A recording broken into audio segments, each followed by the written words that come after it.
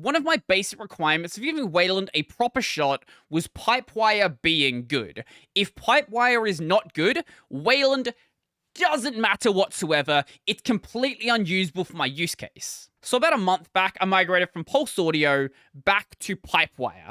And so far, it's been really, really good. Now, if you've been watching this channel for a while, you'd know that about a year ago, I was using Pipewire, but eventually I went back to PulseAudio, mainly because there was a couple of issues with it being such a new project. I found that it was fairly inconsistent between updates. One issue I had is the master volume controlled the volume level of processes being captured in OBS, but then after the update, it didn't do that. I'm fine with one way or the other, but the fact that it was changing was getting in the way of how I manage my streams. I know some people reported things like audio popping and audio quality. I never saw that, and I don't use Bluetooth, so that's never been a problem either. But during the second attempt, it's almost been perfect. I've had two very, very minor issues, but they're no worse than things I saw over on PulseAudio, and working around them is pretty straightforward. Now, getting Pipewire set up is pretty easy as well. It's pretty much just plug and play. You install Pipewire. I also installed lib32 Pipewire for doing multi-lib gaming stuff. I selected my session manager as Wireplumber, and because most applications out there don't use native Pipewire, you also want to install Pipewire Ulcer, Pipewire Pulse, and in my case, Pipewire Jack. I give my system a reboot, and it just works. Nothing else I had to do, it just started working. Now, Pipewire by itself isn't really that useful. Sure, it's an audio server, but much like with Jack, it doesn't go and automatically make connections. Let's say I start playing a video on something like MPV or my web browser, that audio won't be routed anywhere and you won't be able to hear it. Or if I have like a microphone, I won't have any way to route that audio to the place that wants to capture it. The way this is done is with something known as a session manager. And right now, Pipewire has two main options. There's the Pipewire Media Session, which is basically the reference implementation. It's not intended to be used on production systems. It's just there to show you how you can make a session manager if you want to go and do that. The second option is Wireplumber.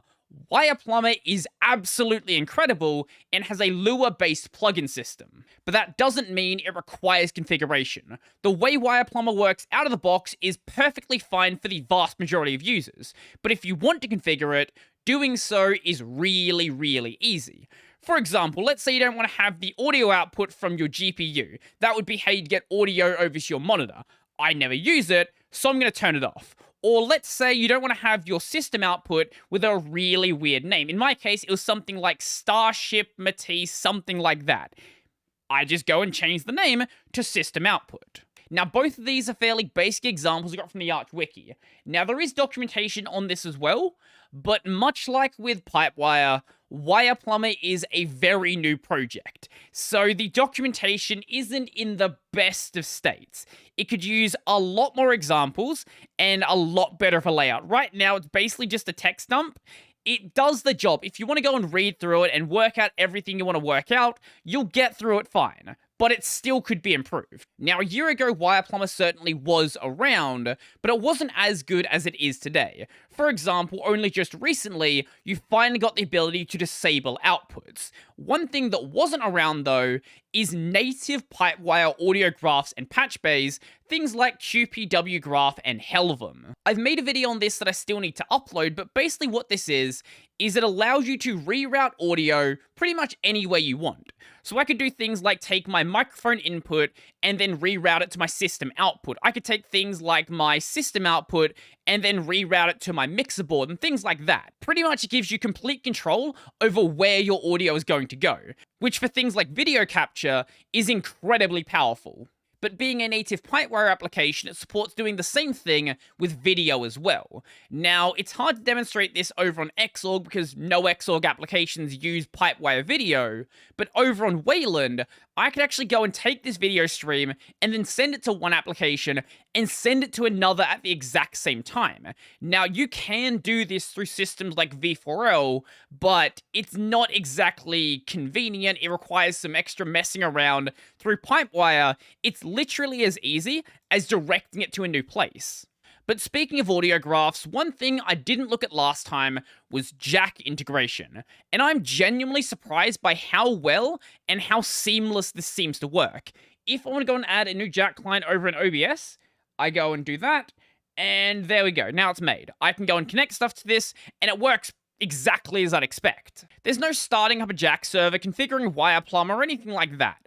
I just installed Pipewire Jack, and then Pipewire manages everything for me. Now, because we are using Jack, this does give us access to Jack applications as well. So if I don't use something like QPW Graph, I could replace it with something instead like QJack CTL, where we have a separate graph and a separate patch bay. I feel like the patch bay in QJack CTL is considerably more powerful, and rather than doing it through moving connections manually, you can go and do it through this textual interface. This is barely even scratching the surface of what is available through Jack. Basically, any sort of professional style audio software on Linux is going to be working through Jack. Now, that's not an area I really know much about. I recommend going and checking out channels like Umpha if that's something you're interested in. Now, all of that stuff has been great, but there have been some slight issues. One of those regarding the way that patch bays work. Now, patch bays basically go and automatically reconnect stuff, so when you plug in a device or start up an application, it'll be routed to the correct location. But that relies on the names staying consistent. So if these names in here change, it won't go and reconnect stuff. That happened between an update. I don't know why, it hasn't happened since, I don't know how to force it to change, but it did change. It doesn't happen with Jack stuff, and technically, this is managed by Pipewire Ulsa or Pipewire Pulse, one of those. And those are not really designed to do audio capture. So having the names change there isn't that big of a deal. If I want to make sure everything stays consistent, relying just on Jack clients is going to do that. Another issue I've had is sometimes I'll leave my system on all night or maybe a couple of hours without using it, and then things like my microphone or my capture card basically just disappear. I go and unplug it and replug it, and they still don't appear. Basically, Pipewire thinks they don't exist. Now, initially, I thought this problem was related to this issue right here. SND USB audio reset resume error --22 after suspend. This has already been fixed. This was an issue with both Pipewire and PulseAudio, where sometimes if the system suspends, things like your microphone might just disappear. But this has already been addressed, and I'm still experiencing basically the same issue. Now, luckily, there is a solution. It's not a difficult solution, but it is kind of annoying. What we can do is a system CTL restart --user Pipewire. Basically, just tell Pipewire to start again. What you can also do is a ulsa CTL init and just restart ulsa. I would like the problem to go away, but at least that's something I can work with. Now, there are some things that some people have had issues with, which I really can't talk on. I still haven't used Bluetooth with Pipewire. I still have no idea if it's going to work well. Apparently, some people are still having issues with no connection and low audio quality, but I just use a wire. Also, I can't talk on things like VST plugins and other audio filtering because I just don't use them. I probably should inside of OBS, but once again, go and check out Umpha's channel for things like that. But from my experience, if all you're doing is using PulseAudio, there's no like weird custom setup you're using, migrating to Pipewire is really, really easy. So at least for me, Pipewire is here and Pipewire is here to stay. All of my future installs will be using Pipewire, and I have no reason to leave it. But I know some people disagree, so let me know your thoughts in the comment section down below. Do you like PulseAudio? Do you like Pipewire? Or maybe you want something new entirely? I would love to know. So if you like this video, I'm going to go and like the video. And if you really like the video and you want to become one of these amazing people over here, go check out my Patreon subscribers, Barrow Pay, linked in the description down below. I've got a podcast called Tech Over Tea, available basically anywhere, and a gaming channel called Robertson Plays. That's going to be it for me, and I'm out.